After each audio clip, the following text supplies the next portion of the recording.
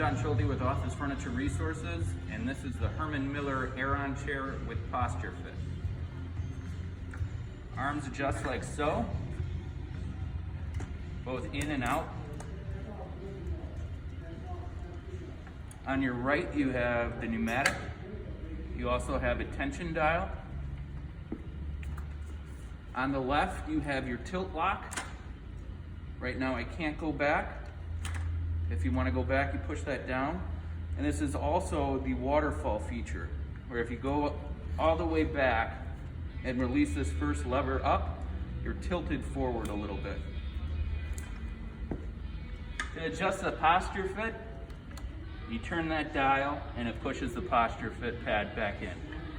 That is the Herman Miller Aeron chair with PostureFit.